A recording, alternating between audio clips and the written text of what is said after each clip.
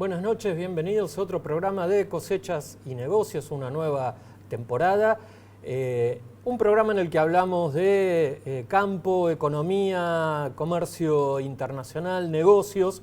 Y bueno, le quiero dar una bienvenida formal y no tan formal a Martín Videgaray. Hola Martín. Hola, buenas noches. Cristian. Es un lujo, ahora conducimos este programa con Martín.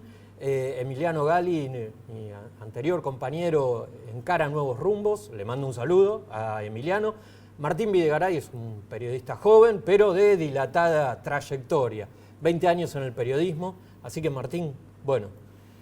Vamos a tratar de abordar muchos temas en este programa. Muy bien, perfecto. Bueno, la economía, uno de los temas que no podemos obviar es la situación económica del país. Uno de los productos principales, el bien principal de exportación que tiene el país, que es la soja. Hoy nos vamos a ocupar de este tema. Hemos invitado a Luciano Kogan, economista, que ha escrito un libro sobre el aporte económico, el aporte de la soja a la economía argentina. Es un año político, pero bueno, en el que la economía va a ser uno de los motivos centrales, ¿no?, de la discusión. A propósito de eso, estuviste en Expoagro. Contame cómo te fue, contame qué repercusión hubo por parte de las empresas. ¿Fueron todas, no fueron todas? Mirá, Expoagro lo que tiene de interesante es que son las empresas de insumos, de maquinaria agrícola, semilla, digamos, toda la tecnología del campo se exhibe para que vayan los productores. Lo que ellos intentan después volcar, digamos, en sus explotaciones durante el año. Este año, a diferencia de años anteriores, fueron menos empresas fundamentalmente de maquinaria agrícola, tractores, cosechadoras. El rumor que circulaba ahí, que se trató de una presión del gobierno para que no fueran, porque Expoagro es una exposición organizada por los diarios Clarín y La Nación, y las propias empresas oficialmente lo desmintieron, dijeron que era una cuestión presupuestaria. No olvidemos que el año pasado no fue un buen año para el campo, una caída de la cosecha bastante fuerte. En soja se produjeron apenas 40 millones de toneladas cuando se esperaban 52 millones de toneladas por una sequía muy fuerte. Muchas empresas ajustaron los presupuestos, esto es cierto, pero llamó la atención. Fue evidente que llamó la atención. No podemos decir que hay un boicot. Digamos, hubo empresas de origen nacional que tienen una excelente relación con el gobierno que estuvieron presentes. Caso, por ejemplo, Pauni, ¿no? Entonces, digamos, si lo hubo de manera indirecta. ¿Y te parece que hubo una lectura política de la presencia del gobernador bonaerense Daniel Scioli en la muestra? Sí, yo creo que sí, pero no solo Scioli, porque también un poco... Fíjate que además de Scioli estuvo el gobernador de Santa Fe, Antonio Bonfatti, hubo dirigentes estuvo José Ignacio de Mendiguren, presidente de la UIA, digamos, un momento que estuvieron reunidos, la mesa de enlace, Scioli, Bonfatti, de Mendiguren, algo que se da espontáneamente en una exposición, en un lugar un poco más distendido, cuando acá, para coincidir agendas y para ese tipo de encuentros, hay que hacer toda una lectura de gestos políticos, de si yo voy, digamos, si me invitás, no me invitás. Y aquí por lo menos se mostró consenso, ¿no?, que es algo a tener en cuenta. Ahora, ¿qué expectativa te parece que había en Expoagro? ¿Qué te parecía que le estaba pasando a los productores, a quienes participan en la industria, sobre el rumbo de la economía este año? ¿Qué pronósticos estaban haciendo? El temor de un año difícil, ¿no?, de cómo ajustar gastos frente a costos que están en aumento, de una campaña agrícola bastante complicada, que arrancó con sequía, después con inundación, con precios que a priori son, sobre todo para la soja, son buenos, no tanto para el maíz y mucho menos Para el trigo, sobre todo, el trigo tiene el problema de la intervención del gobierno en el mercado, pero que a todos los perjudica la inflación, la tasa de inflación. No sé eso cómo visualizás que puede evolucionar durante el año y cómo se pueden comportar los agentes económicos en relación a eso. Bueno, una de las especialidades de Coan, de nuestro invitado de hoy, es precisamente estudiar y analizar la competitividad de Argentina. Cuánto cuestan hoy, cuánto cuestan los salarios, cuánto cuestan los productos, cuán competitivo es la Argentina en el mundo, que es un tema que precisamente para las empresas es vital y para las agropecuarias, que en muchos casos viven de la exportación, más aún. Y también creo que sobre el tema de inflación está muy presente el congelamiento de precios. No se sabe cuánto tiempo va a durar, qué efectividad va a tener. Las experiencias históricas de congelamiento de precios no son buenas, en general han durado poco tiempo y el resultado a largo plazo no ha sido positivo. Este congelamiento, bueno, lleva un mes, no se sabe cuánto tiempo más se puede prolongar, todavía cuesta medir su dimensión, pero en una serie de agentes económicos, empresarios, funcionarios, el tema de congelamiento se habla mucho, se cree que, bueno, que puede provocar cualquier tipo de salida para la inflación y es visto como una medida del gobierno para tratar de, aunque no la reconozca, tratar de calmar el índice de precios y me parece básicamente tratar de calmar las paritarias. Ahora, ¿Y podrá llegar este congelamiento, este supuesto congelamiento hasta octubre, hasta el momento de las elecciones? Es una duda que nos planteamos todos, eso es un tema que vamos a conversar con Coam, con Luciano particularmente. A mí me parece llamativo, hay pocos casos en la historia donde un gobierno se pone a tallar en las paritarias, donde un gobierno empieza a decir, bueno, los aumentos nominales, salariales de precios, de salarios tienen que ser de X porcentaje, ponerle un techo. La posibilidad de ponerle techo a las paritarias, en muchos economistas, historiadores económicos, dicen que es algo que a veces marca un punto de inflexión. Hay una serie de condiciones históricas que en este momento no se están dando, negativas, algunas que son positivas, pero generalmente cuando un gobierno se mete a tallar en las paritarias, es un indicador de que algo está haciendo ruido a quienes manejan la economía. Bueno, Martín, si te parece, entonces hacemos un corte ahora y después de este corte vamos a hablar con Luciano Coan. Buenas noches, estamos en Cosechas y Negocios, en el primer bloque, con nuestro invitado, el economista Luciano Coan. ¿Qué tal? Luciano, ¿cómo estás? Buenas noches, ¿cómo les va? Bien, muy bien. Muchas gracias por la invitación. No, bueno, a vos por venir. Luciano, vos escribiste, publicaste el año pasado un libro sobre el aporte de la soja en la economía argentina. Contanos, ¿cómo vos crees que está sobrevalorado, que está adecuadamente medido o que necesita ser más conocido de lo que es? Mira, un punto importante que yo trato de resaltar en el libro es que más allá de los números macroeconómicos de lo que aporta la cadena, que muchas veces son conocidos y, por ejemplo, el aporte en términos de dólares o en términos de recaudación fiscal, que son números muy importantes y son los que generalmente se les da más importancia. Sin embargo, algo menos conocido y donde trato de poner mucho foco en el libro es en lo que ha sido la transformación tecnológica que tuvo no solo la cadena de soja en particular, sino la cadena agroindustrial en general.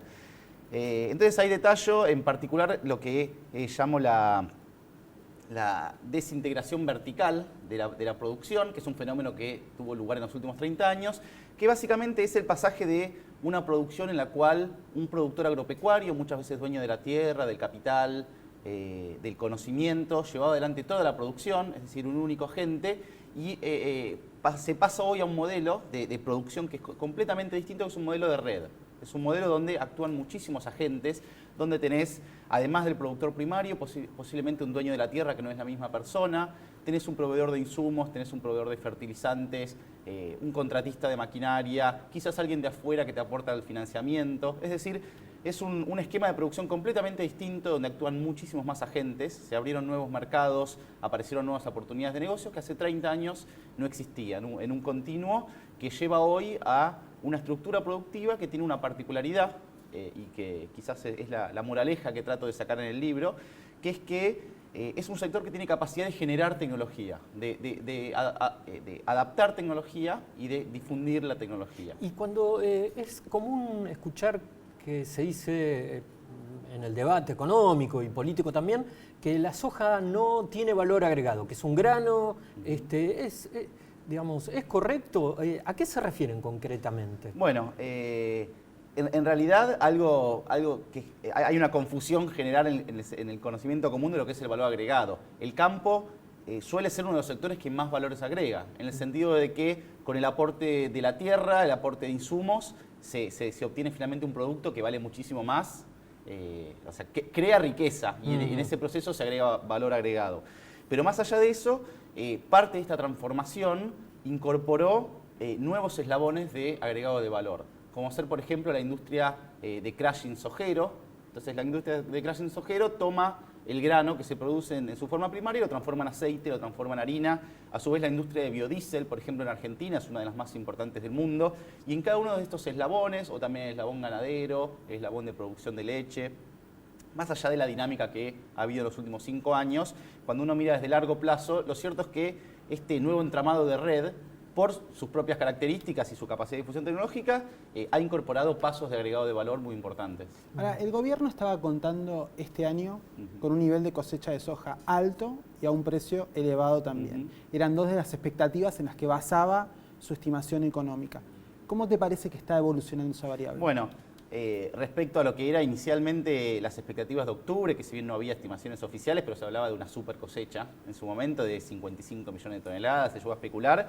Lo cierto es que el desinfle de las expectativas a las expectativas actuales, que solo en soja ya se habla de 48 millones de toneladas, es cuando uno piensa en los factores de crecimiento que uno veía para este año para toda la economía, sin duda es una mala noticia.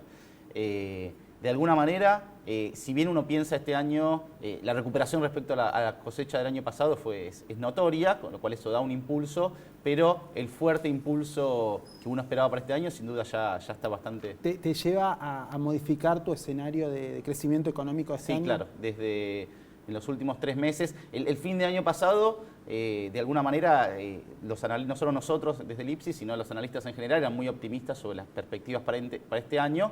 Y si bien en general esperamos un 2013 que va a ser mejor al 2012, que fue un año muy malo, lo cierto es que los distintos factores de crecimiento que estábamos viendo, bueno, de alguna manera se están menguando. No solo la cosecha de soja, la corrección que hicimos desde el principio de año hasta ahora representa algo menos de medio punto del PBI, que cuando uno piensa que nuestra estimación inicial era de alrededor de 3%, estamos hablando de un ajuste bastante importante. Con lo cual no solo la cosecha, sino también, por ejemplo, la dinámica de Brasil o la dinámica que está teniendo el mundo, que se esperaba que haya un impulso adicional este año, y lo cierto que también la perspectiva internacional está decepcionando de alguna manera. ¿Cómo te parece que incide el factor congelamiento de precios en inflación y en la expectativa económica en general?